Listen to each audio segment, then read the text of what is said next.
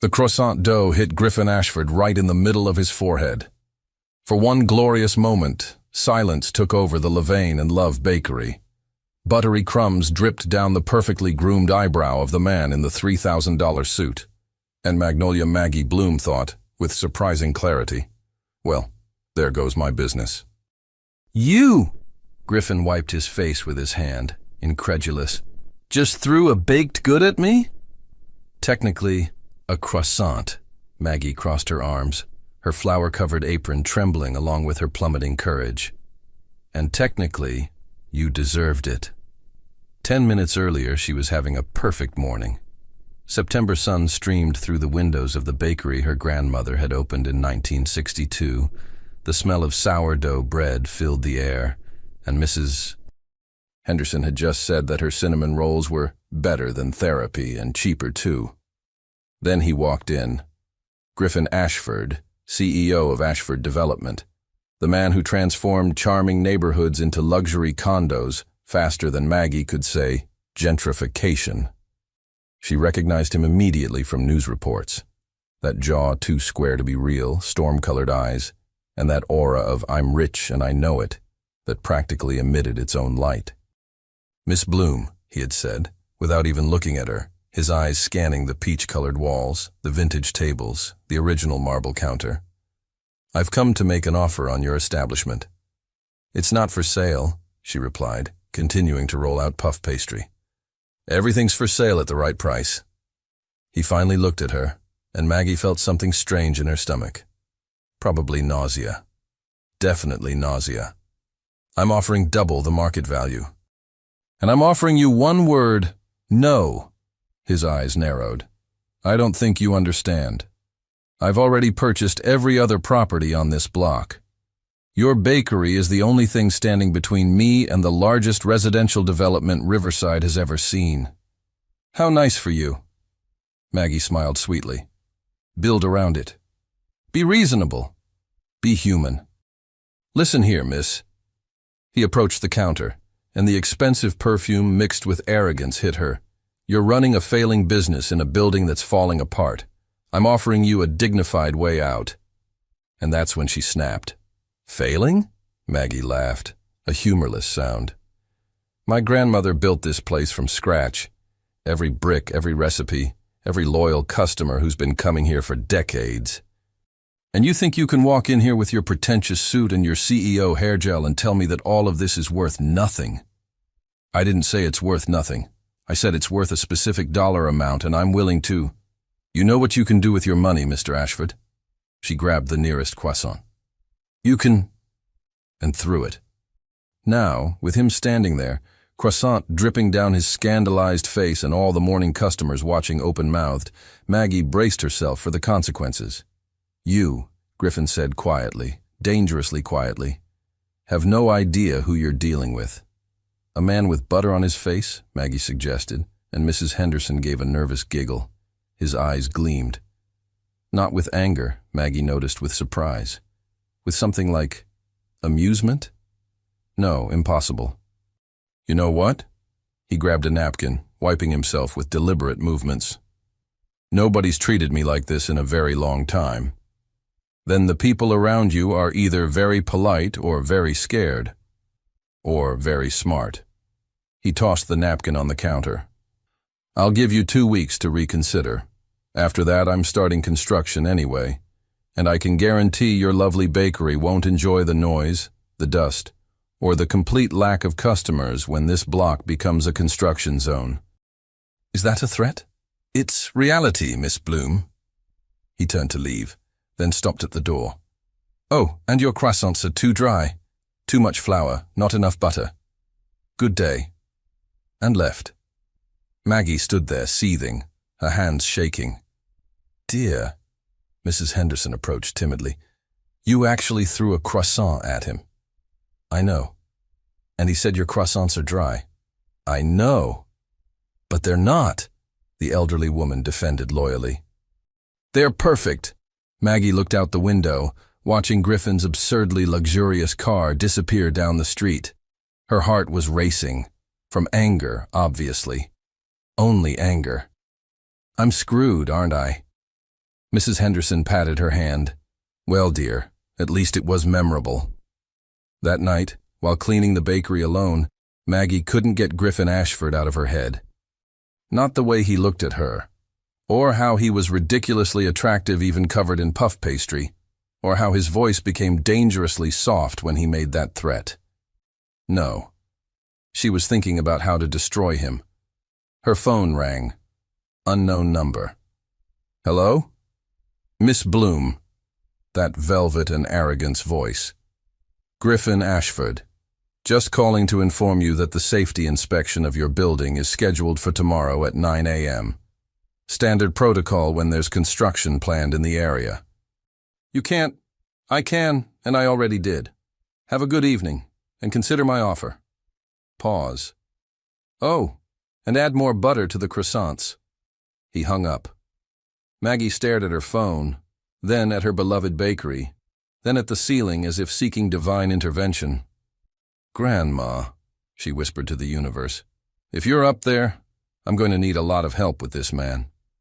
Outside, on the quiet riverside street, the first autumn winds swayed the bakery's vintage sign.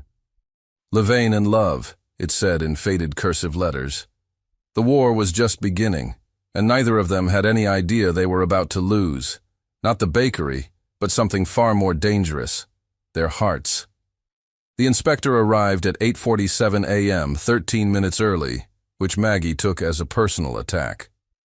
Miss Bloom, the man was approximately 90 years old, wore a clipboard like a weapon, and had the warm demeanor of a parking ticket. Harold Finch, city building inspector. Of course you are, Maggie muttered, wiping flour from her hands. She'd been up since 4 a.m., stress baking enough bread to feed a small army. Let's get this over with. What followed was 2 hours of pure torture. Harold found problems Maggie didn't know existed. The back door hinge was questionable. The ventilation system was concerning. The electrical panel was a relic from the Roosevelt administration. And I mean Teddy, not Franklin. But is any of it actually dangerous? Maggie asked, her patience worn thinner than phyllo dough. Dangerous? No. Up to code for new construction standards? Harold peered at her over his glasses. Also no. New construction standards? This building is 60 years old. Yes, well. He made another note. These are the standards Mr. Ashford requested we apply. Of course he did. Maggie wanted to scream, or cry, or throw another croissant, but at Harold this time. The bell above the door chimed. Miss Bloom, I forgot to mention. Griffin Ashford walked in, looking criminally good in charcoal gray. No trace of yesterday's pastry incident on his perfect face. He stopped. You look terrible. Good morning to you too, sunshine, Maggie snapped. What are you doing here? Property owner rights. I'm allowed to observe inspections on adjacent buildings. His eyes scanned her flour-dusted hair, the bags under her eyes, the coffee stain on her apron. Did you sleep at all? I was busy perfecting my croissant recipe. You know, adding butter. She smiled acidly. Wouldn't want them to be too dry for your refined palate. Something flickered in his expression. About that, Mr. Ashford. Harold shuffled over, suddenly animated. Good to see you, sir. I was just explaining to Miss Bloom the various code violations. Violations? Maggie exploded. You said concerns. Violations, concerns. Tomato, tomato. Harold waved dismissively. Griffin was watching her with an unreadable expression. Harold, could you give us a moment? Of course, sir. I'll inspect the basement. Harold disappeared through the back door. Silence stretched between them like taffy. You look exhausted, Griffin said finally, and you look like you enjoy ruining people's lives before 9 a.m. Maggie crossed her arms. Did you have fun sicking Harold on me? I didn't sick anyone. It's standard procedure. Right. And the new construction standards for a 60-year-old building? Also standard? Griffin had the decency to look slightly uncomfortable. I may have requested a thorough inspection. You're unbelievable. I'm thorough. He moved closer to the counter, and Maggie caught that expensive scent again. Miss Bloom. It's Maggie. His eyebrow raised. Maggie, why are you fighting this so hard? Take my offer. Open a new bakery somewhere else. Somewhere better. Somewhere else isn't here. She gestured around the space. My grandmother's photos are on that wall. Her recipes are in that kitchen. Her soul is in these walls. You can't just transplant that somewhere else because it's convenient for you. I understand nostalgia, but no, you don't. Maggie laughed bitterly. You're a developer. You see buildings, not homes. Investments, not memories. Dollar signs, not... She stopped, surprised by the sudden emotion clogging her throat. Griffin was very still. You think you know me. Am I wrong? He opened his mouth, closed it. For the first time since she'd met him, he seemed at a loss for words. Then, your grandmother would want you to be practical. Don't. Maggie's voice could have frozen lava. Don't you dare tell me what my grandmother would want. I'm trying to help you. By destroying everything she built. By giving you enough money to... I don't want your money. The words echoed in the small bakery. Several customers looked up from their morning coffee. Griffin's jaw tightened. Then what do you want? For you to leave. Me. Alone. They stared at each other, the air crackling with tension. Maggie's heart hammered against her ribs. This close she could see gold flecks in his storm-gray eyes, could count the exact number of seconds he went without blinking, 7, could feel the heat radiating from... No, absolutely not. This was the enemy, the destroyer of neighborhoods. The man trying to steal her home. The fact that he was gorgeous and smelled like cedar and money and seemed genuinely confused by her resistance was irrelevant. You have butter in your hair, Griffin said suddenly. Maggie blinked. What?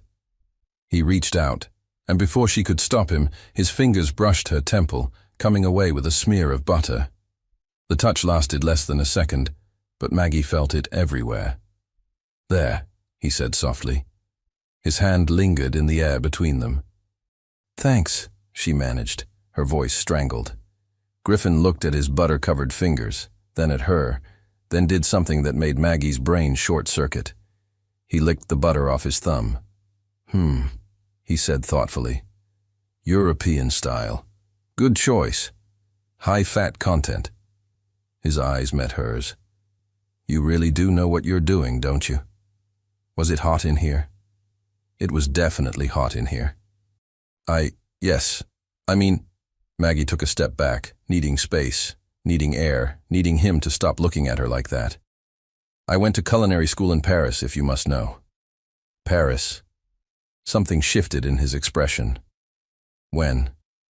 Why does it matter? It doesn't. But he was still watching her with that intense focus that made her feel like she was the only person in the world. I'm just trying to understand why a Le Cordon Bleu graduate is so attached to a failing neighborhood bakery. It's not failing, you pretentious...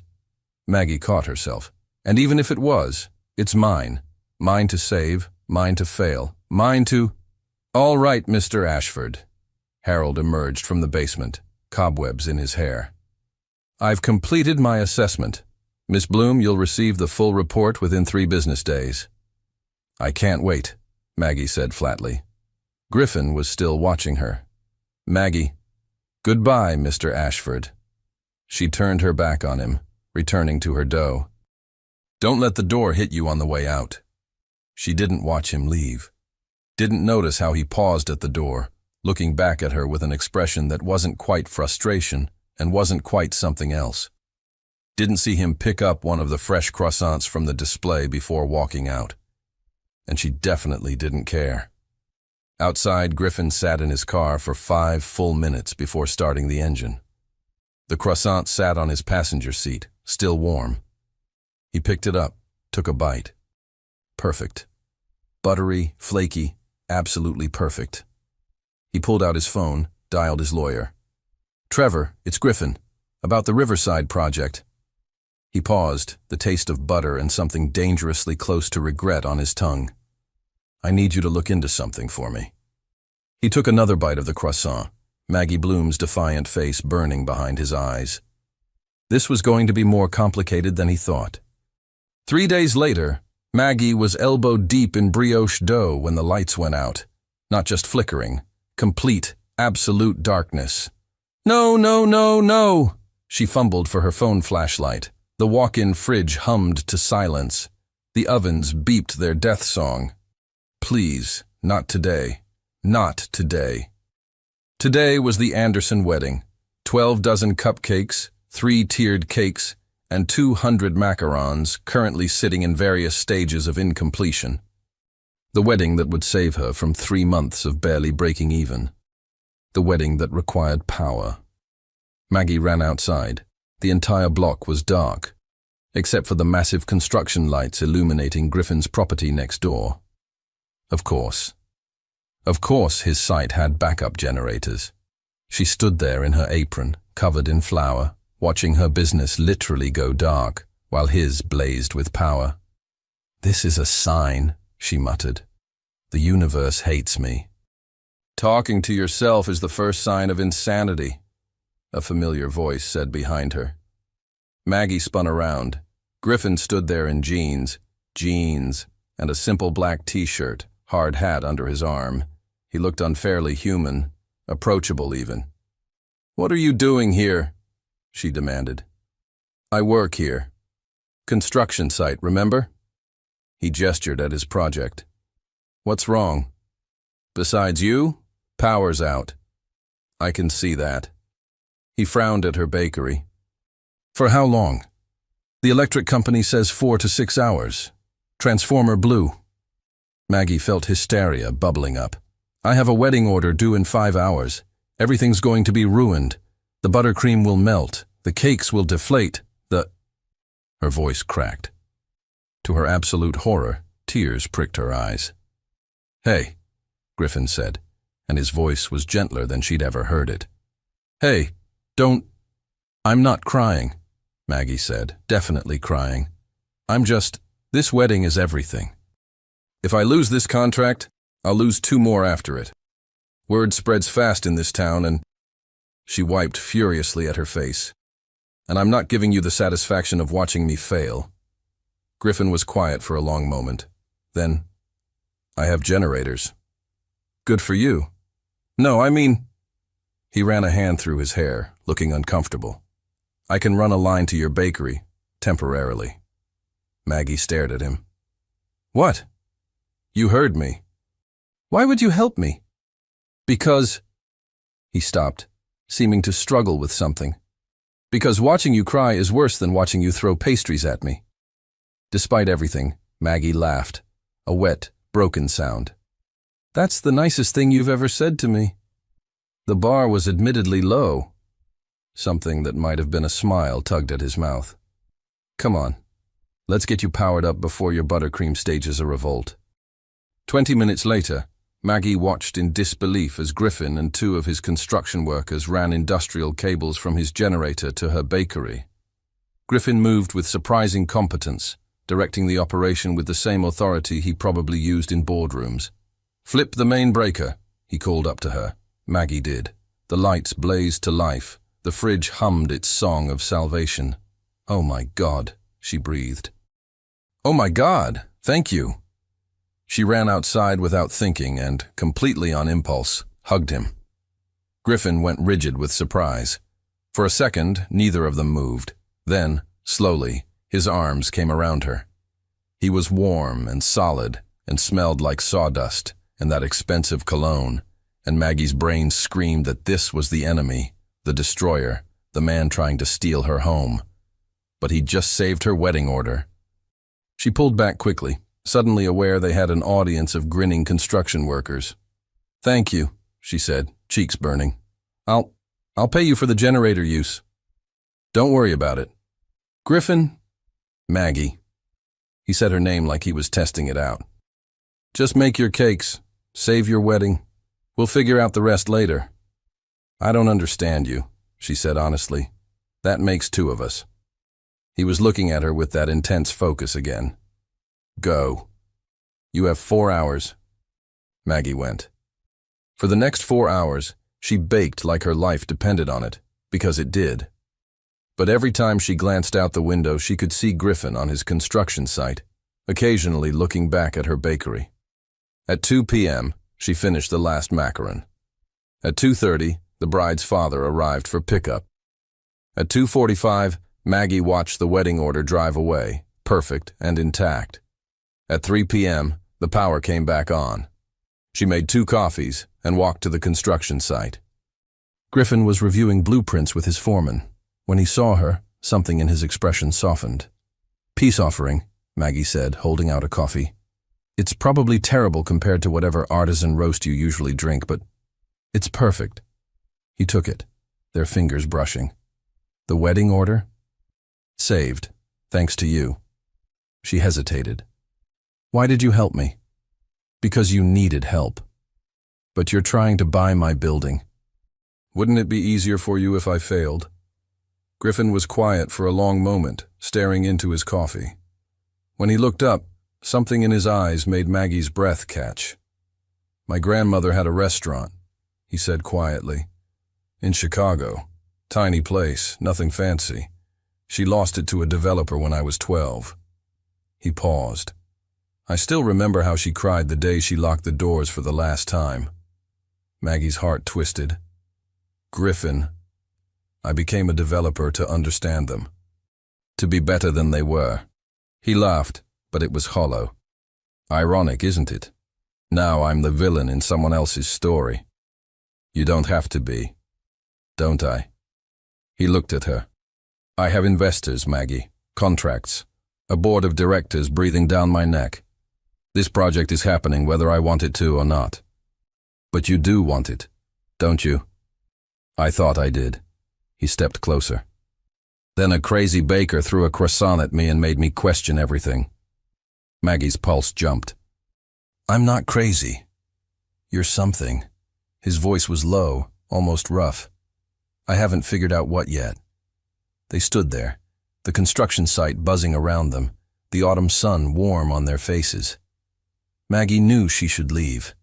Knew this, whatever this was dangerous. But she didn't move.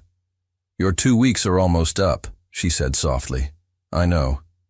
"I'm not selling. I know that too." Griffin smiled, and it was real this time, not arrogant or cold, but genuinely warm. "You're remarkably stubborn." "Pot, meat kettle." He laughed, and the sound did something weird to Maggie's insides. "I should go," she said, not moving. "Probably." "This doesn't change anything." "Of course not." But they both knew it had changed everything. As Maggie walked back to her bakery, she could feel his eyes on her. She turned at the door, caught him watching. He raised his coffee cup in a salute. She waved back, her traitorous heart doing backflips. Inside the bakery, Mrs. Henderson was waiting with a knowing smile. "Don't," Maggie warned. "I didn't say anything." "You're thinking it. That handsome developer just gave you power, saved your business, and looked at you like you hung the moon." Mrs. Henderson's smile widened. "Why, dear, whatever do you mean?" Maggie groaned, dropping her head on the counter. She was in so much trouble. And the worst part? She was starting to think trouble might be worth it. The brick came through her window at 11:47 p.m. Maggie jolted awake to the sound of shattering glass and her security alarm screaming. She grabbed her phone, hands shaking, and saw the message spray-painted on the brick. "Sell or else." She called 911 first. Then, without thinking, she called Griffin. He arrived before the police, which should have been impossible. He was in sweatpants and a wrinkled t-shirt, hair messy, eyes wild with something that looked like fear. "Are you hurt?" He grabbed her shoulders, scanning her face, her arms, like he was checking for damage. "Maggie, are you hurt?" "I'm fine. I wasn't downstairs when—" "This is my fault." He released her, running both hands through his hair. "God, this is my fault." "How is this your fault?" "The construction. The pressure on the neighborhood. People are getting desperate and... He looked at the broken window, the brick, the spray paint, and something dangerous flashed in his eyes. I'm fixing this, right now. Griffin! But he was already on his phone barking orders. Trevor, I need security at Levain and Love immediately. 2 guards, 24/7 until further notice. I don't care what it costs. Pause. No, I'm not asking the board. Just do it. The police arrived, took statements, photographed everything. The officer, a tired woman named Rodriguez, was sympathetic but realistic. Probably local kids, she said. Neighborhood's been tense with all the construction. We'll patrol more regularly, but without cameras or witnesses. She trailed off meaningfully. After everyone left, Maggie stood in her destroyed bakery, glass crunching under her feet, and felt something inside her crack. Hey, Griffin's voice was soft. Come on, you can't stay here tonight. I have nowhere else to go. Yes, you do. He picked up her coat. My place is 10 minutes away. Guest room, locked doors, and absolutely no broken windows. I can't. Maggie. He stepped closer. Please. I can't. He stopped, jaw tightening. Just let me help you. Please. Maybe it was exhaustion. Maybe it was the way he'd said please like it physically hurt him. Maybe it was the terror still coursing through her veins. Okay, she whispered. Griffin's apartment was not what she expected.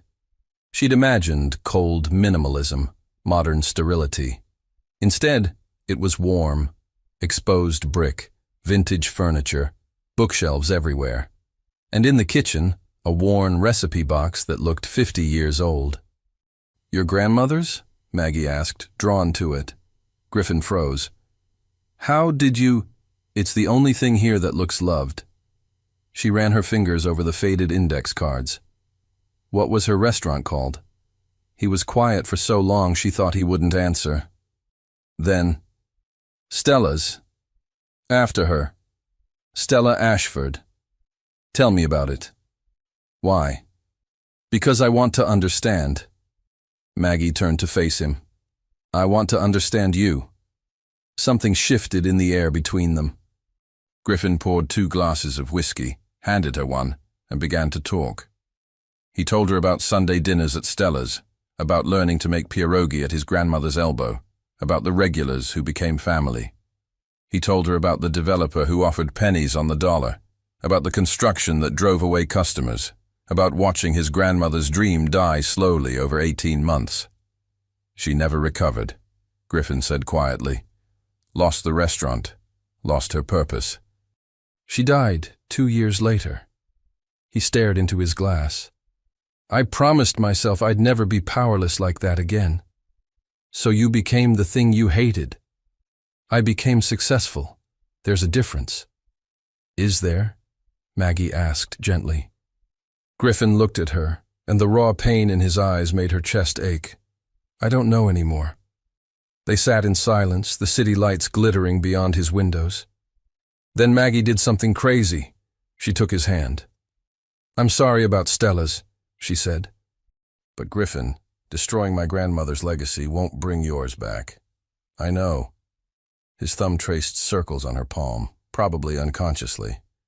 But I don't know how to stop. The investors, the contracts, the board, they're expecting this project. What do you expect? I expected easy. I expected numbers and logic. He looked at their joined hands. I didn't expect you. Maggie's heart hammered. What am I? Complicated. He met her eyes. Beautiful, stubborn as hell, and completely ruining every plan I had. Griffin, I think about you constantly, he said, voice rough.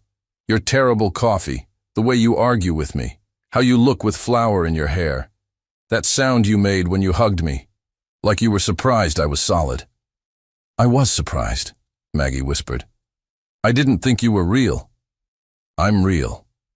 He shifted closer, and suddenly the space between them felt charged. And I'm in serious trouble because I'm falling for a woman whose life I'm trying to destroy. Then don't destroy it. It's not that simple. It could be. Maggie, He cupped her face, and she could feel him trembling. If I kiss you right now, everything gets more complicated. Maybe complicated is good. Or maybe.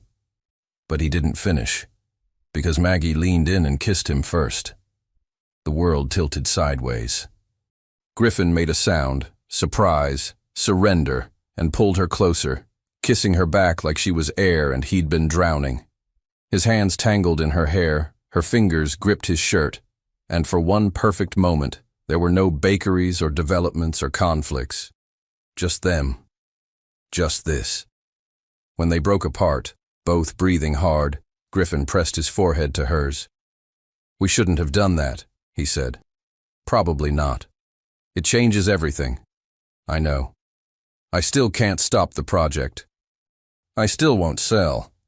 He laughed shakily. We're a disaster. The worst. But neither of them moved.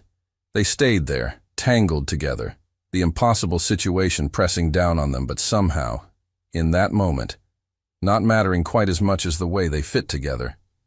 Griffin's phone buzzed. He ignored it. It buzzed again. Answer it, Maggie said softly. He did, and she watched his expression shift from soft to hard in seconds. What do you mean, moved up? Pause. That's in 4 days, Trevor. We agreed on 2 weeks. His eyes found Maggie's, and something like anguish flickered there. No, don't. Another pause. Fine. Schedule the meeting. He hung up. The board, he said flatly. They're forcing an emergency vote on the Riverside project. 4 days from now. If I don't have all the properties secured, they're pulling funding and replacing me as CEO. Maggie's stomach dropped. So this is it. You have to choose. Maggie, your company or my bakery? She stood, suddenly needing distance. Your career or my home? Your grandmother's revenge or mine? It's not revenge. Isn't it? The words exploded out of her. You said it yourself. You became a developer to never feel powerless again.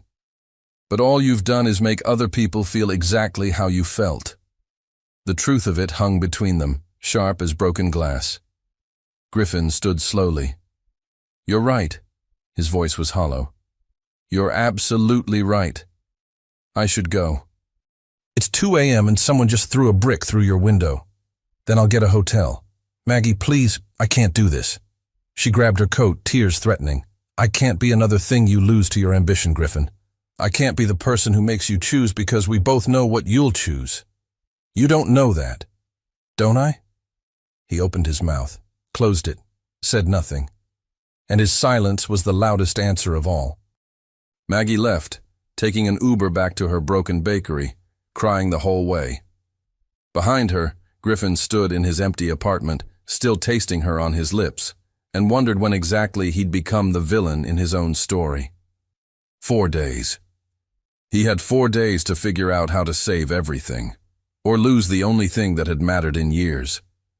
Maggie spent the next 2 days avoiding Griffin and stress baking everything in her grandmother's recipe box. She made pierogi. She didn't want to think about why.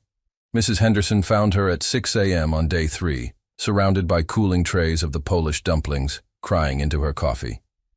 Oh, honey. The older woman wrapped her in a hug. You've got it bad. I kissed him, Maggie mumbled into her shoulder. I kissed the man trying to destroy my life, and it was perfect, and I hate everything. Did he kiss you back? Enthusiastically. Then maybe he's not trying to destroy your life. Maybe he's trying to save his own. Maggie pulled back. What? But Mrs. Henderson just patted her cheek. Men are complicated creatures, dear, especially the ones who've been hurt. She picked up a pierogi, took a bite. These are incredible. Polish? His grandmother's restaurant was Polish, Maggie said miserably. Mrs. Henderson's smile was soft and knowing. You're making his grandmother's food. Oh, sweetheart, you're already gone. Before Maggie could respond, her phone rang. Unknown number. Miss Bloom? This is Trevor Chen, Mr. Ashford's attorney. A pause. I'm calling to inform you that Mr. Ashford has withdrawn his offer on your property. Maggie's heart stopped. What? He's withdrawn the offer. You'll receive official notification today, but he wanted you to know immediately. The sale is off. Another pause. Miss Bloom? Are you there? I don't understand. The board meeting is tomorrow. I know. Trevor's voice was carefully neutral. He withdrew anyway. Good day, Miss Bloom. He hung up. Maggie stared at her phone, then at Mrs. Henderson. He withdrew the offer. That's good, isn't it? It's corporate suicide. If he doesn't have my property, the project fails.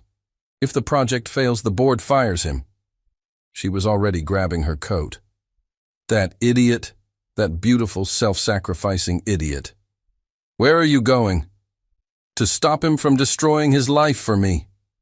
She ran the whole way to the construction site. Griffin's car was there, but the site was eerily quiet.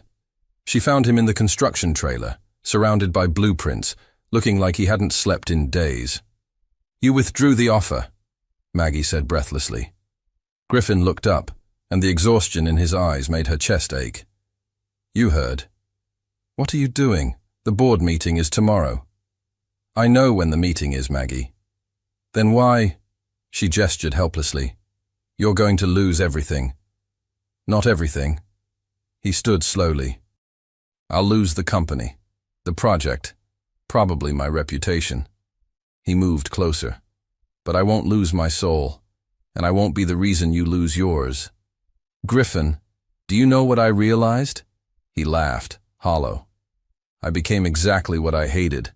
I became the developer who took my grandmother's restaurant.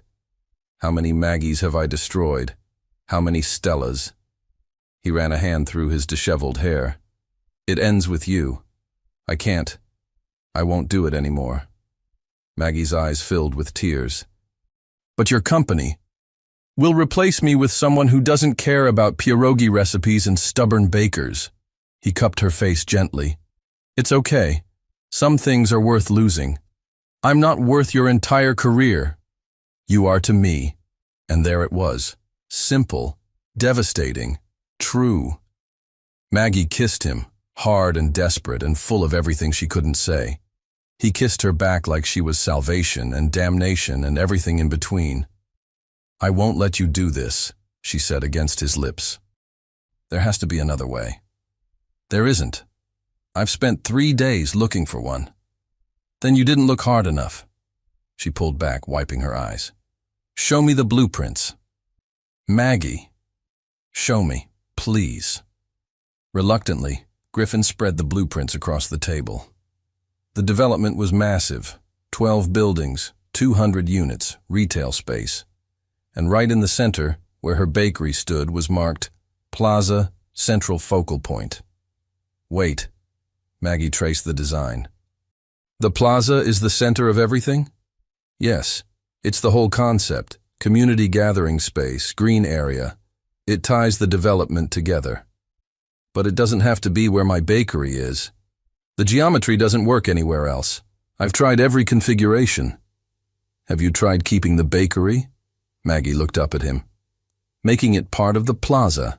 The focal point isn't an empty space. It's a living, working bakery that's been serving the community for 60 years. Griffin stared at her. That's impossible. Brilliant. He grabbed a pencil, sketching rapidly. If we curve the buildings here, create a semicircle around the bakery, use it as the anchor. His eyes were alight now, the exhaustion replaced with excitement. It would actually work. It would be better than the original design. So you can have your development and I can keep my bakery?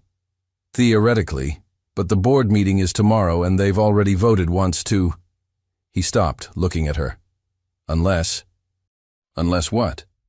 Unless we give them something they can't refuse. Griffin pulled out his phone. Trevor?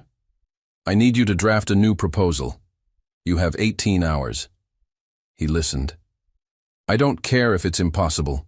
Make it possible. He hung up, turning to Maggie with a grin that was pure confidence and adrenaline. We're going to need a lot of coffee and probably some of those pierogi. You knew they were pierogi? Maggie. You've been posting pictures on your bakery's Instagram for 2 days. I may have been monitoring it. Obsessively. He had the grace to look sheepish. Also, I may have driven by your bakery 17 times. 17? I was worried about you. After the brick incident, he caught her expression. I'm aware that sounds stalkerish. It sounds kind of sweet, actually. Yeah? Yeah. She kissed him softly. Now let's save your company and my bakery and figure out this whole falling in love thing later. Falling in love? Griffin's smile was devastating. Is that what we're doing? Shut up and draw me some blueprints, Ashford. They worked through the night, Griffin designing, Maggie feeding him, Trevor sending legal documents, the three of them connected by phone and desperation, and the insane hope that this might actually work. At 4 a.m., surrounded by coffee cups and pierogi crumbs, Griffin showed her the final design. It was perfect. The bakery stood proud at the center, surrounded by curved buildings that created an intimate plaza. Green spaces, benches, a fountain, modern architecture embracing vintage charm. Levain and Love, Griffin had written at the center of the design. Est 1962. Maggie felt tears prick her eyes. You kept the name. It's a good name. He pulled her close, exhaustion and emotion making his voice rough. And I'm keeping the owner too, if she'll have me. After all this, you'd better believe you're stuck with me. They kissed, slow and sweet, tasting like coffee and hope and new beginnings. The board meets at 9 a.m., Griffin said. Will you come with me? Are you sure? I'm sure that I don't want to do this without you. Not anymore. Maggie looked at the blueprints, their future, literally drawn out before them. Then let's go convince some billionaires that a 60-year-old bakery is exactly what their luxury development needs. You know this might not work, right? They might fire me anyway. Then we'll open a bakery together. You can make pierogi, I'll make croissants. Griffin laughed. You'd really give up Paris training to make pierogi with a disgraced developer? I'd give up anything, Maggie said honestly, to make something real with you. The sun was rising over Riverside, painting the sky in shades of gold and pink. In a few hours, everything would change, one way or another. But right now, in this moment, with blueprint ink on their hands and hope in their hearts, they had everything they needed. Each other. And one hell of a plan. The Ashford Development Boardroom was designed to intimidate. Floor-to-ceiling windows, a table that could seat 20, and 12 stone-faced executives who looked at Maggie like she was a particularly annoying insect. Mr. Ashford, the chairman, a silver-haired man named Richard Blackwell, steepled his fingers. You requested this emergency session. We're listening. Griffin stood, and Maggie felt a surge of pride. He looked every inch the CEO, sharp suit, confident posture, that commanding presence that had probably closed 1,000 deals. I'm proposing a revised plan for the Riverside development, Griffin said, gesturing to Trevor, who distributed folders. One that maintains project viability while preserving community integrity. We've seen your numbers, a woman named Victoria Chen interrupted. Without the central property, the project loses its focal point. You're asking us to compromise the entire design for one stubborn baker. I'm asking you to innovate, Griffin countered smoothly. The original design called for an empty plaza. I'm proposing something better, a living, breathing centerpiece that provides the development with instant community credibility and historical authenticity. He clicked the presentation remote. The revised blueprints filled the screen. Levain and Love Bakery becomes the anchor. The buildings curve around it, creating an intimate European-style plaza.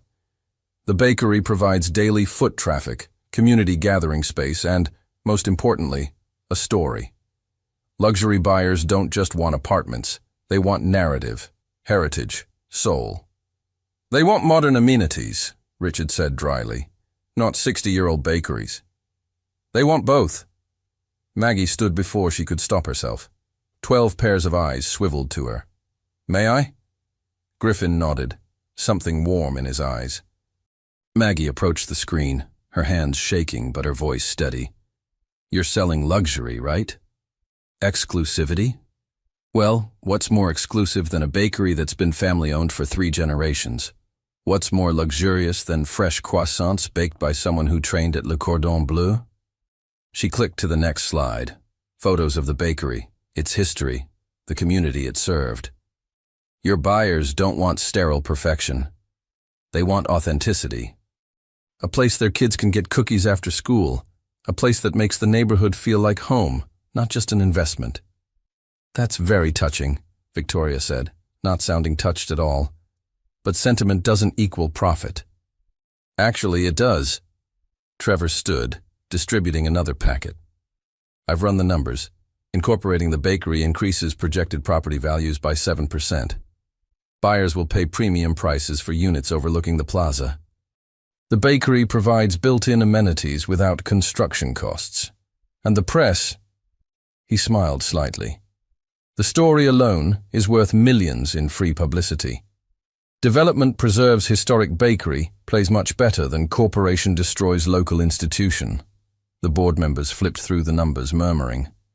This is highly irregular, Richard said finally. So is replacing a competent CEO for executing his vision, Griffin said quietly. You hired me to build communities, not destroy them. This is me doing what you hired me to do, but better. Silence stretched like taffy. Then Victoria spoke. I have questions for Miss Bloom. Maggie's stomach dropped. Of course. Can you guarantee the bakery will maintain current standards? We can't have the centerpiece of a luxury development selling stale bread. My bread is never stale, Maggie said firmly. And yes, I guarantee excellence. It's literally all I've ever known. And if you decide to sell in 5 years, 10? Maggie glanced at Griffin, found him watching her with an intensity that made her brave. I'm not going anywhere. This bakery is my legacy, my grandmother's dream. And now, she looked back at the board. Now it's part of something bigger, a bridge between old and new. I won't let either side down. Richard leaned back. Griffin, a word. Alone. Griffin squeezed Maggie's hand before following Richard into an adjacent office. Through the glass, she could see them talking intensely, Richard's expression severe, Griffin's posture defensive. That's the guy deciding his fate, Trevor murmured beside her. Richard Blackwell, billionaire, board chairman, and notoriously traditional. Are we going to lose? Honestly, 50-50. Trevor smiled slightly. But the fact that Griffin's fighting this hard, that's new. You're good for him. Before Maggie could respond, the door opened. Griffin emerged, his expression unreadable. The board would like to vote, Richard announced. They returned to their seats. Maggie's heart hammered so hard she thought everyone could hear it. All in favor of Griffin Ashford's revised Riverside proposal, Richard said. Raise your hand. 3 hands went up immediately, then 2 more, then Victoria Chen, slowly, thoughtfully. 6 votes, halfway there. The remaining board members looked at each other. An older man named Douglas frowned at the blueprints, then, finally, raised his hand. 7. A younger woman whispered something to her neighbor, and they both raised their hands together. 9. 2 board members remained, both studying the numbers with identical skeptical expressions. This is unprecedented, one of them, Marcus said finally. Yes, Griffin agreed. That's the point. Marcus looked at Maggie.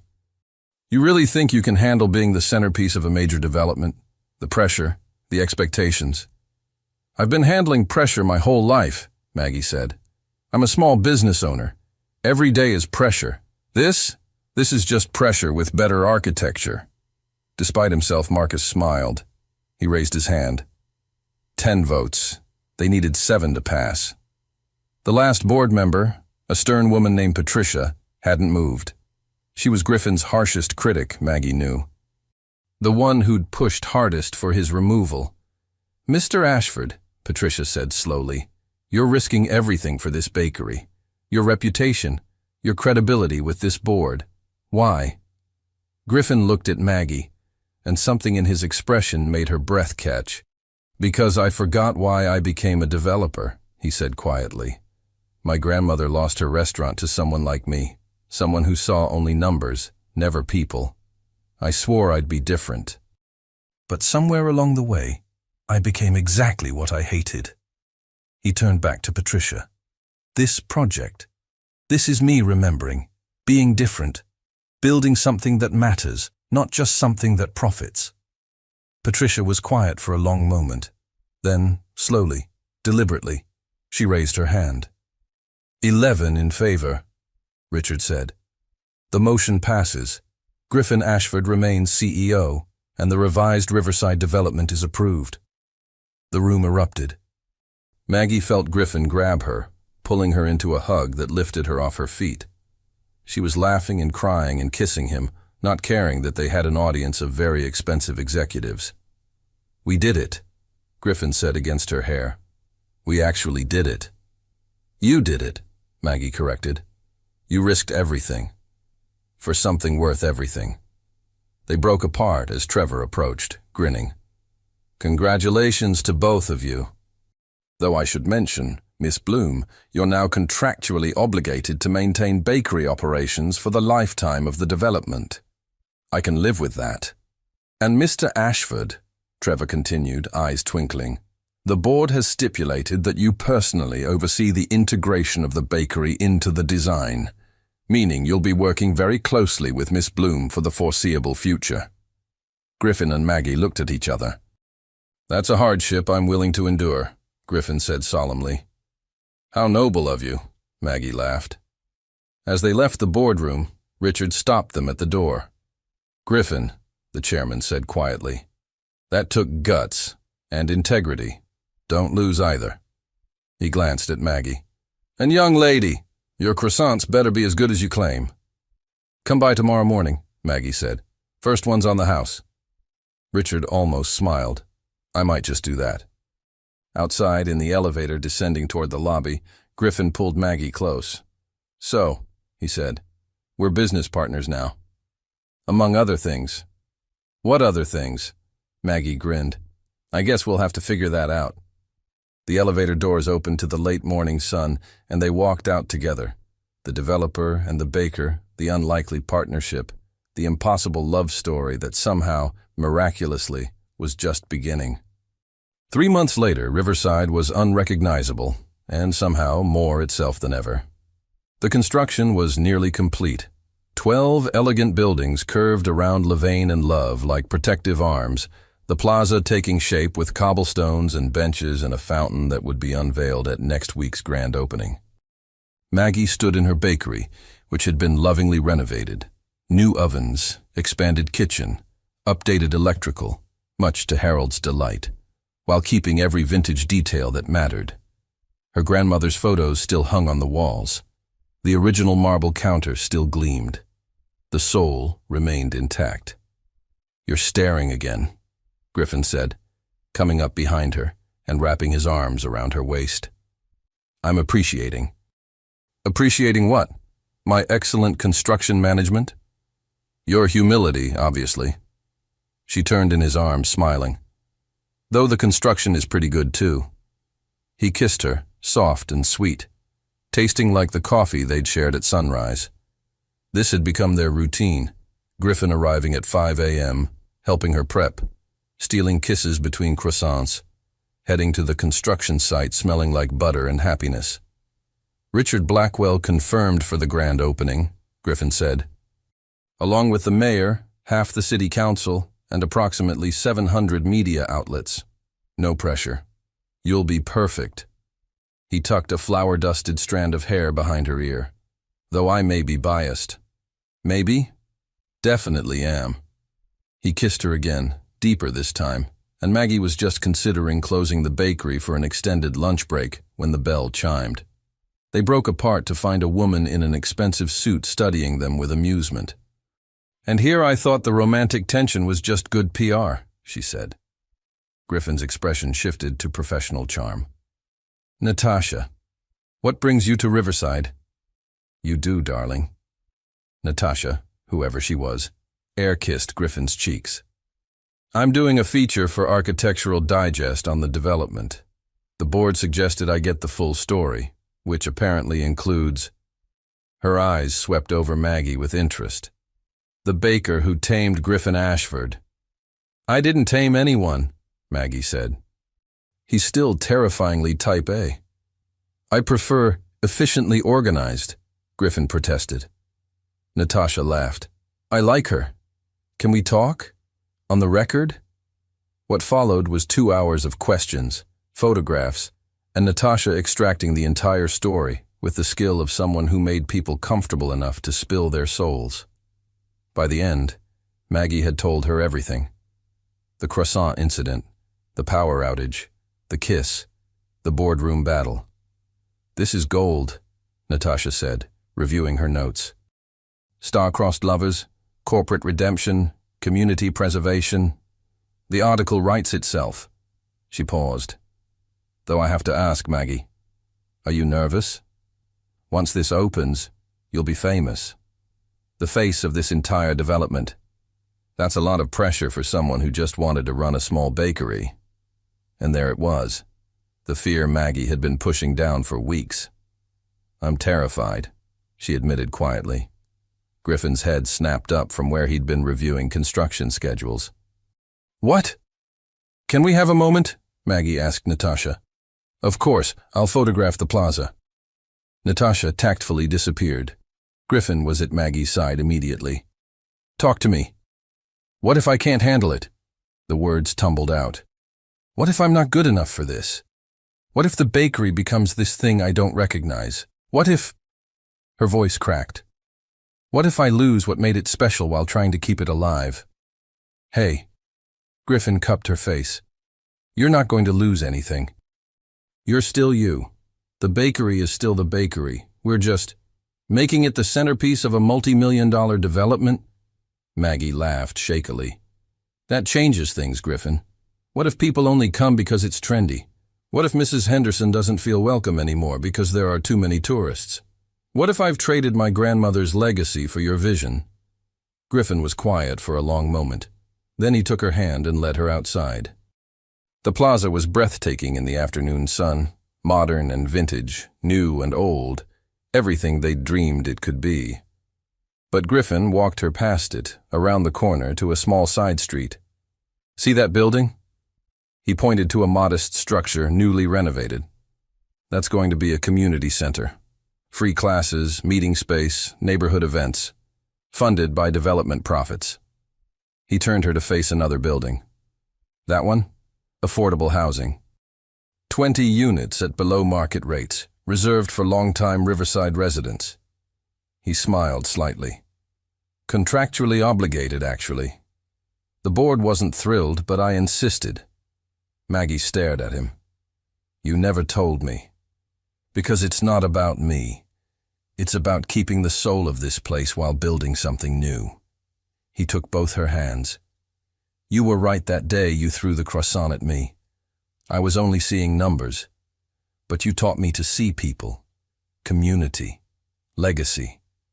And I promise you, Maggie Bloom, that as long as I have anything to say about it, this development will honor your grandmother and Mrs. Henderson and every person who's ever loved Levain and Love.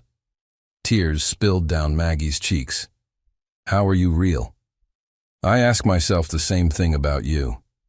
He wiped her tears with his thumbs. You saved me, Maggie, from becoming someone I'd hate. And I know you're scared. I'm scared too. This is huge and terrifying and completely unprecedented. But we're doing it together. And if at any point it stops feeling right, we'll figure it out. Together. Promise? I promise. He kissed her forehead. Though I should mention that Mrs. Henderson has already claimed the best table in the renovated seating area, and she's recruiting other regulars to form what she's calling the original Levain League. They're making t-shirts. Despite everything, Maggie laughed. Of course she is. She also asked if I was going to make an honest woman of you soon. Griffin's eyes danced. I told her I was working on it. Maggie's heart stuttered. Are you? Maybe. He pulled her close. Would you want me to? Ask me after the grand opening, Maggie said. even though her heart was screaming, "Yes! Let's survive that first. Deal." They walked back to find Natasha had returned with a photographer, who insisted on capturing them together in the plaza. Maggie in her flour-dusted apron, Griffin in his work clothes, the development rising around them like a promise. "Perfect," the photographer said. "This is the cover shot." "Wait, cover?" Maggie squeaked. Natasha grinned. "Didn't I mention? This is the cover story for September's issue. Love and Architecture. How a baker and a developer built something beautiful." Griffin caught Maggie's panicked expression and laughed, pulling her against him. "Breathe. You've got this." "We've got this," she corrected. "Even better." That night, after Natasha left and the construction crew wrapped up, Griffin and Maggie sat on the edge of the fountain, which didn't have water yet, but made a decent bench. 7 days, Griffin said. Then everything changes. "Are we ready?" "Not even a little bit," he smiled. "But I think that's okay." Maggie leaned her head on his shoulder, watching the sunset paint the new buildings gold. "Thank you." "For what?" "For seeing me, for choosing this, for—" She gestured at the plaza, the bakery, the impossible dream made real. "For all of it." "Maggie, I didn't choose this." Griffin turned to face her, his expression serious and soft and completely open. "I chose you. Everything else just followed." And kissed her as the sun set on Riverside, on the old and the new, on the past and the future, on everything they'd fought for and everything still to come. The grand opening was in 7 days. But the real story, the one about a baker and a developer who found love in the ruins of a corporate war, that story was just beginning its best chapter yet. Mrs. Henderson, watching from the bakery window, smiled to herself and made a note to order extra champagne for the opening.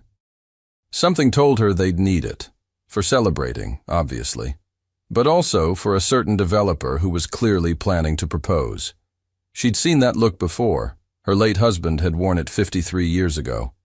And Mrs. Henderson knew a happy ending when she saw one coming. The grand opening was chaos wrapped in champagne and tied with a bow of pure terror. Maggie had been awake for 23 hours straight, baking enough pastries to feed the entire city. Her hands shook as she arranged the final croissants. Perfect, golden, exactly right. "Maggie." Griffin appeared at her elbow, looking unfairly handsome in a dark suit. "You need to stop and breathe." "I'll breathe when this is over." "You'll pass out when this is over." He gently took the tray from her hands. "Everything is perfect. The plaza is stunning. The pastries are incredible. And you—" He kissed her flour-dusted nose. "You are absolutely magnificent. I'm a disaster." "My favorite disaster." Outside, the plaza was transformed. White lights twinkled in the trees, the fountain sparkled with dancing water, and hundreds of people milled about, press, investors, city officials, and most importantly, the longtime residents of Riverside who'd watched this transformation with cautious hope. At 6 p.m. exactly, the mayor cut the ribbon. "Ladies and gentlemen," she announced, "Riverside Plaza, where progress meets preservation, where community comes first, and where love," she smiled at Griffin and Maggie, "changes everything." The applause was thunderous. What followed was a blur. Richard Blackwell actually smiled while eating a croissant and admitted it wasn't dry. The press swarmed. Investors congratulated Griffin. New residents mingled with old neighbors at the plaza's heart, Levain and Love, bustling and beloved and exactly as it should be. Mrs. Henderson held court at her claimed table, the original Levain League around her, all wearing their T-shirts and telling anyone who'd listen about back in the day. "This is perfect," Natasha said, snapping photos. "Even better than I imagined." Maggie watched it all from behind her counter, her heart so full it ached. Griffin caught her eye from across the plaza and winked, and she felt that familiar flutter, the one that hadn't diminished even slightly over 3 months of dating. As sunset painted the sky, Griffin took the microphone. "I'm not much for speeches," he began, which made several board members laugh. But I have something to say. His eyes found Maggie's. 6 months ago, I walked into a bakery with a business proposal. I was arrogant, entitled, and completely certain I knew best. Pause. Then the owner threw a croissant at me. Laughter rippled through the crowd. That croissant changed my life, Griffin continued, his voice warm, because it came from a woman who refused to compromise her values for my convenience. A woman who taught me that some things matter more than profit margins. That legacy isn't just about building, it's about preserving. That love. He stepped down from the platform, walking toward Maggie. That love is the foundation everything else is built on. Maggie's breath caught as he approached the counter. Magnolia Bloom, Griffin said, and the entire plaza went silent. You saved my soul. You saved this neighborhood, and you saved me from becoming someone I'd hate. He reached into his pocket, and Maggie's heart stopped. I have a business proposal for you. He dropped to one knee. The crowd gasped. Mrs. Henderson squealed. Maggie couldn't breathe. Will you marry me? Griffin opened the box, revealing a ring that caught the sunset and threw rainbows. Fair warning, I'm still type A. I'll probably try to optimize your baking schedule, and I'll definitely eat all the croissant rejects. There are no rejects, Maggie said automatically, tears streaming down her face. See? We're already disagreeing. It'll be a disaster. The best kind of disaster. Is that a yes? Maggie vaulted over the counter, literally jumped over it, and threw herself into his arms. Yes! You ridiculous, wonderful croissant-stealing man! Yes! The plaza erupted. Griffin kissed her like they weren't surrounded by hundreds of people. Like she was air and water and everything that mattered. When they broke apart, he slid the ring onto her finger. A perfect fit. Because, of course, he'd somehow figured out her size. I love you, he said against her lips. Even your terrible coffee. I love you too, Maggie laughed through tears. Even your color-coded spreadsheets. They're very helpful spreadsheets. They're insane. You're marrying me anyway. I really am, aren't I? Mrs. Henderson appeared with champagne. Where had she gotten champagne? And suddenly everyone was toasting and cheering and celebrating not just the plaza's opening, but something infinitely more important. Love, community, second chances. The courage to change and the wisdom to preserve what matters.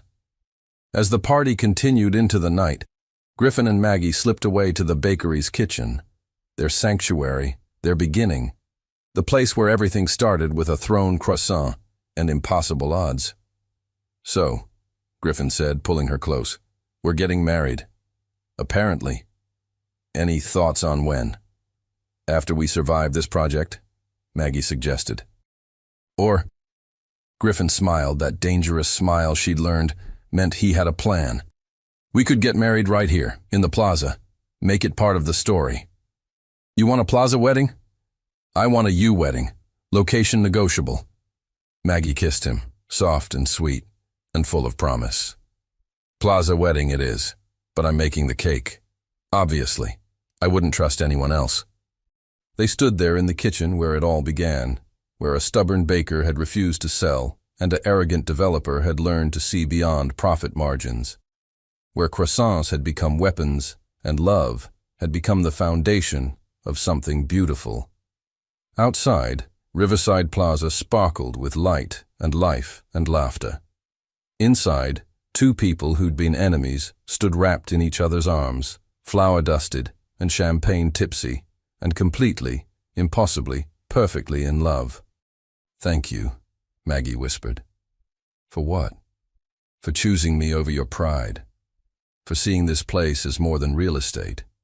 For, her voice caught, for loving my grandmother's legacy as much as I do. Griffin's eyes were suspiciously bright. Thank you for throwing that croissant. Best business meeting of my life. Worst aim, though. I was going for your nose. You hit my forehead. Details. He laughed and kissed her again, and somewhere in the distance, Mrs. Henderson told anyone who'd listen that she'd known from the beginning. Those two were meant to be. She was right. Some love stories start with a meet-cute at a coffee shop. Some start with a chance encounter on a train.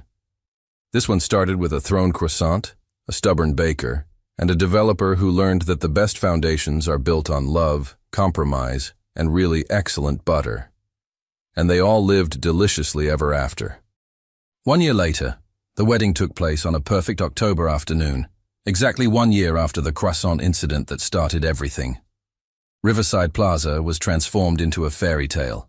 White flowers cascaded from every surface, string lights created constellations overhead, and the fountain, now Maggie's favorite spot, burbled contentedly as guests filled the plaza's semicircle of chairs.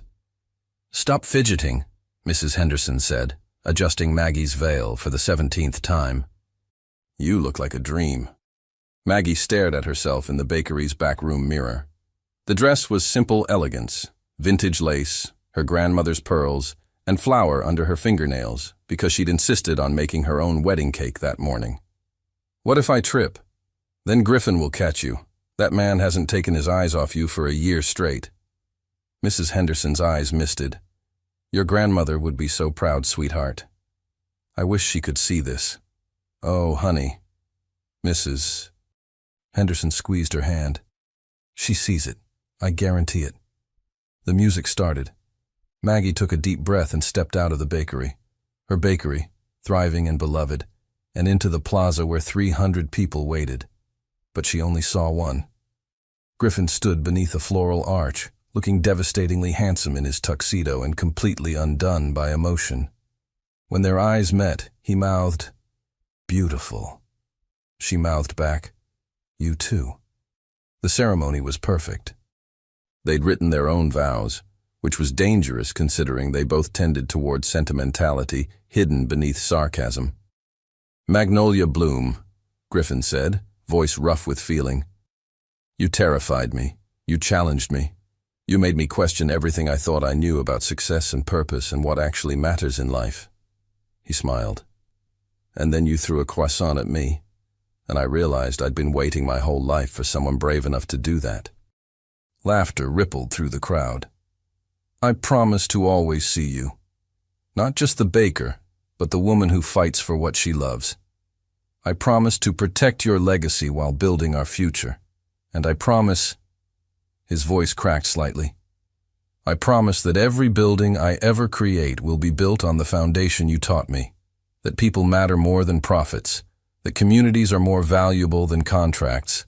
And that love, messy, complicated, pastry-throwing love, is the only blueprint worth following." There wasn't a dry eye in the plaza. Maggie took a shaky breath. "Griffin Ashford, you walked into my life like a wrecking ball in an expensive suit."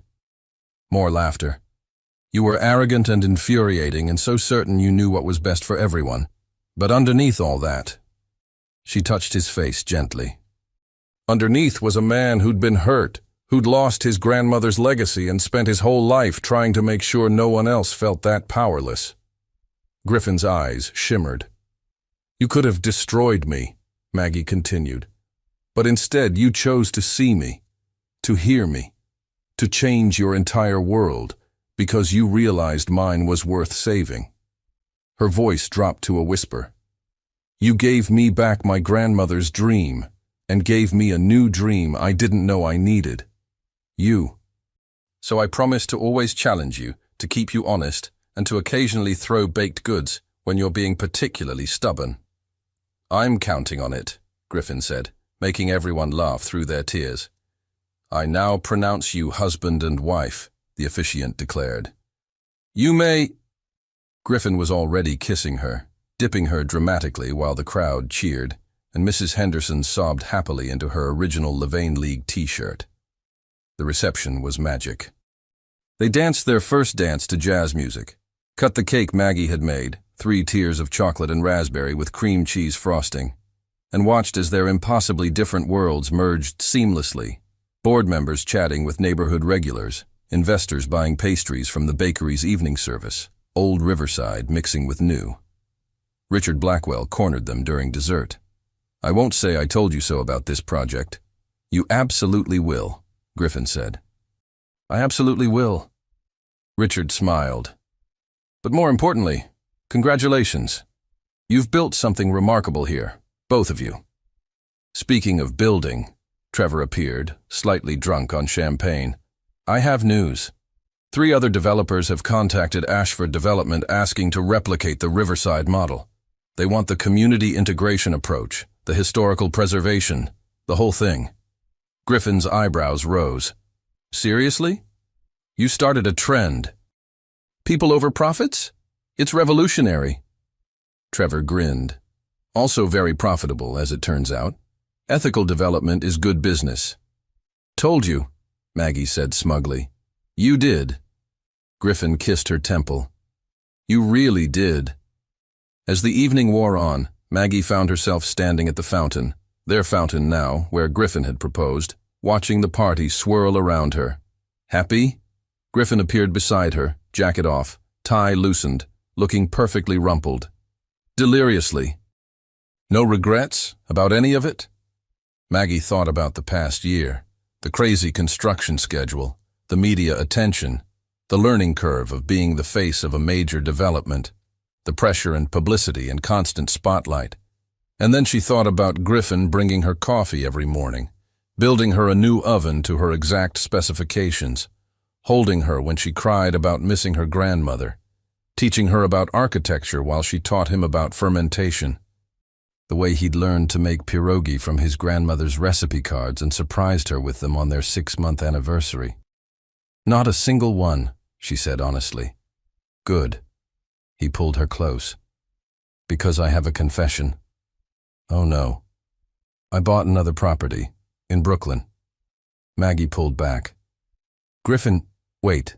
Hear me out. It's a failing deli that's been there since 1954. The owners want to retire but can't find a buyer who'll preserve it. His eyes were dancing. I thought maybe we could do a Riverside Plaza 2.0. Save the deli, build around it, create another community hub. We? Well, you're the expert in historic food establishment preservation. I'm just the guy with construction knowledge and an increasingly soft heart. Maggie stared at him. You want to make this our thing? Saving historic businesses? I want to make everything our thing. But yeah, why not? We're good at it. And there are a lot of Stellas and Maggie Blooms out there who need someone to fight for them. She kissed him, deep and sweet and full of joy. Have I mentioned I love you? Not in the last 20 minutes. I was getting worried. I love you, Griffin Ashford, even when you make unilateral business decisions. I love you too, Magnolia Ashford. He grinned at her new name. How does that sound? Perfect, though professionally I'm keeping Bloom. Obviously, it's a better bakery name. They danced until midnight, surrounded by everyone who'd fought for this miracle, this beautiful collision of old and new, of preservation and progress, of stubborn love winning against impossible odds. Mrs. Henderson caught the bouquet, which delighted everyone. I'm 83, she announced, but hope springs eternal. At 12:01 a.m., as their wedding day officially ended, Griffin and Maggie snuck into the bakery's kitchen. So, Griffin said, pulling her close, how does it feel to be married to the man you once assaulted with pastry? Like the best decision I ever made, Maggie smiled. Though I maintain you deserved that croissant. I absolutely did. He kissed her softly. Thank you. For what? For not giving up. On the bakery, on Riverside, on me. His voice was tender. For teaching me what actually matters. Thank you for learning. They stood there in the kitchen where it all began, surrounded by the smell of butter and flour and possibility. Outside, Riverside Plaza sparkled with life, a living testament to what happens when someone chooses love over profit, community over convenience, and people over everything else. The next morning, Maggie was up at 4 a.m. as always, making the morning's first batch of croissants. Griffin stumbled down at 5, still in pajamas, hair adorably messy. You're baking on your first day of marriage? He mumbled. The croissants don't care if I got married yesterday. I'm starting to feel jealous of pastry. Maggie laughed and handed him coffee. Help me roll dough, husband. Anything for you, wife. They worked side by side as the sun rose over Riverside Plaza, painting the new buildings gold. In a few hours, the first residents would emerge, the fountain would attract its usual crowd of children, and Levain and Love would open its doors to another day of serving the community it had nourished for over 60 years. But it was more now. More than a bakery, more than a plaza, more than a development project. It was proof. Proof that love changes everything. Proof that the right person makes you braver, better, more yourself. Proof that sometimes the best foundations are built on butter, flour, stubbornness, and a really well-aimed croissant. I have an idea, Griffin said suddenly. Terrifying words from you. What if we put a plaque by the fountain? Riverside Plaza, where a croissant changed everything. Maggie turned to stare at him. You're serious. Completely. It's the truth. She thought about it, about tourists asking what it meant, about telling this ridiculous, beautiful story for years to come, about honoring the strange and perfect beginning of their love. Okay, she said, but I'm adding, Levain and Love Bakery, Esther 1962, still stubbornly here. Deal. They shook on it, flour flying everywhere, both laughing like the disaster they were, the best kind of disaster. The kind that builds empires, saves legacies, and proves that sometimes the most impossible love stories are the ones most worth fighting for. Outside, Mrs. Henderson arrived early, saw them through the window covered in flour and kissing like teenagers, and smiled. Stella, she whispered to the morning sky, addressing Maggie's grandmother wherever she was, your granddaughter did good. Really, really good. The first customers began arriving. The plaza came to life. And Levain and Love, the little bakery that refused to die, that sparked a revolution, that brought two impossible people together, opened its doors to another perfect day. Some stories end. This one was just beginning. The end